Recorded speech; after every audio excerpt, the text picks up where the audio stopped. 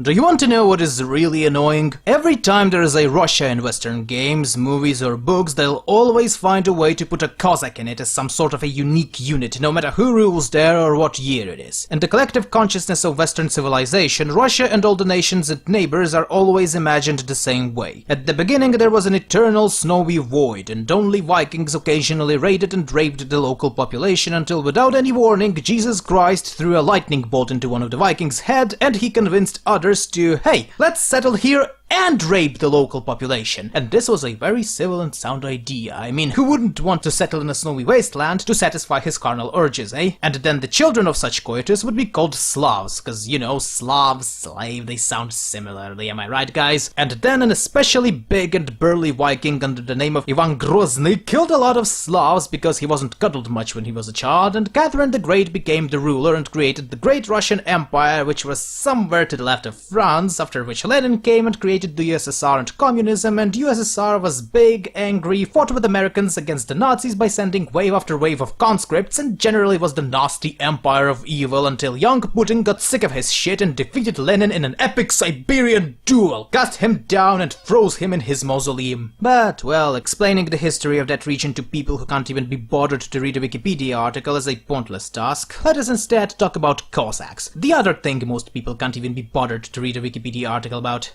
Let's begin. The idea of Cossacks can't be easily explained. It's a very complex phenomenon in Eastern European and Western Asian history that can simultaneously mean two different things. Even the word Cossack is artificial, created specifically to describe a very broad social group. So in order to make my ramblings coherent and to avoid information overload, I'll divide this into two chapters: Cossack as culture and Cossack as military unit. Though my Ukrainian viewers might disagree with me, Cossacks did not appear in Ukraine first. In fact, no one knows exactly where Cossacks even came from, as they had appeared spontaneously, and one can trace similar organizations and units throughout all of Eastern Europe, Germany, and even Ottoman Empire. Broadly speaking, these were the free or semi-free settlements with militias in some barely explored backwater of their nations that weren't paying taxes for various reasons. Local kings dealt with them in a variety of ways. Some just killed them, while others started to treat them as a sort of autonomous border guard for regions the kings themselves didn't have the power or desire to protect. Thus starts the story of Cossacks as a military force. The most famous Cossack users besides Ukraine were Russian Tsardom and Polish-Lithuanian Commonwealth. Russian Cossack tradition can be traced from free militia, patriotically minded river bandits, and a specialized border guard named the City Cossacks, who were for all intents and purposes free men who acted as a border guard in return for a regular wage and state support. This was a very colorful bunch made out of mercenaries, bandits, runaway serfs, conscripted hunters, you name it. They're usually forgotten in favor of a more authentic Streltsy, ignoring that when those rebelled it was the Cossacks who put them in place, all while if a city Cossack wasn't happy with something he just ran away into the wastelands. PLC on the other hand hired the registered Cossacks, who served the same role as city ones but slightly differently. See, Poland was always socially fractured, and before the creation of the register they were also fractured ethnically, as Ruthenians and Lithuanians of their commonwealth never considered themselves to be part of one nation, and the feeling was in many ways mutual. This is why, alongside with Ukrainian Cossacks, there were also Polish and Lithuanian Cossacks as well, that eventually turned into panzerny cavalry to avoid confusion. The main difference between these two classes were in equipment and social roles. City Cossacks were very diverse in terms of their jobs, but they were mainly a defense force, mainly on foot, with a lot of spears, axes, and bows to accompany guns. Registered Cossacks were equally diverse, but they weren't glorified mercenaries, they were somewhat a prestigious class. Any bastard could become a Cossack in Poland. To become a registered one meant that the government officially registered you as a combatant loyal to the crown. While Russian Cossacks were more of a raiding force, proficient in fighting in close quarters and defense, Commonwealth Cossacks were tasked with defending against a maneuverable and deadly Crimean threat. This is why a lot of them were light cavalry archers and musketeers. The bow was more prevalent here, though it was less used as a main weapon and more as a cover for reloading musketeers. Both Cossack types were known for their strict military discipline, tenacity in combat, unconventional tactics, and a code of honor, and they also were known as unreasonable, malicious, and petty looters who were prone to rebel for any, if any, reason and run away into the vast fields of Ukraine or Russia. Why so, you might ask? Well, even though they were an important part of nation's military, they were considered to be a mercenary force first and foremost, who were helpful when they were needed, but most of the time they actually hindered any sort of colonization attempt in places they lived. But if Russian military was trained in almost dog-like loyalty towards their nobility, and even that never stopped them from running away, imagine how little control over them did Polish Sejm had with their known hatred towards anything that wasn't Polish-born. So yes, blatant discrimination combined with late payments and growing sense of counter-nationalism had created like a dozen Cossack rebellions that in turn were massive exoduses into the wilds where no one would bother to look for them. Tune in next time as we will see the dawn of hetmanate, or Cossacks as a culture.